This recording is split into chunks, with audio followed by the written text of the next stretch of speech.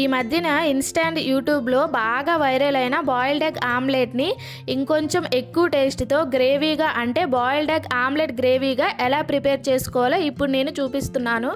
నేను చెప్పిన విధంగా మీరు కూడా ఒకసారి ఇంట్లో ట్రై చేయండి, చాలా బాగుంటుంది. ఇలాంటి ప్యాన్లో 1 స్పూన్ ఆయిల్ వేసి దాంట్లోనే 1 బాయిల్డ్ ఎగ్ వేసి ఫ్రై అయ్యాక దాంట్లోనే 2 ఎగ్స్ని బీట్ చేసుకొని వేసుకోవాలి.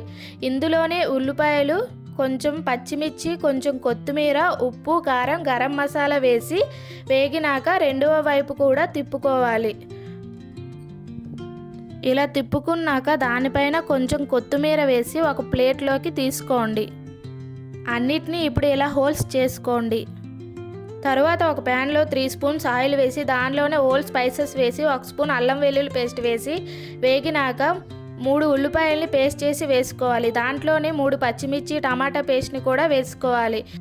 దీనిలోనే 1 స్పూన్ ఉప్పు, పసుపు వేసి 5 మినిట్స్ అయ్యాక 2 స్పూన్స్ కారం, 1 స్పూన్ గరం మసాలా వేసి 10 మినిట్స్ మీడియం ఫ్లేమ్లో ఉడికించుకోవాలి. దీంట్లోనే 1 కప్పు వరకు పెరుగు వేసుకోవాలి. 5 నిమిషాల తర్వాత దీంట్లో 1 కప్పు వరకు వాటర్ని వేసుకోవాలి. దీనిలో 1 స్పూన్ గరం మసాలా వేసుకొని బాగా ఉడికించుకొని 5 నిమిషాలు బాగా ఉడికినాక దాంట్లోనే కొంచెం కొత్తిమీర వేసుకోవాలి.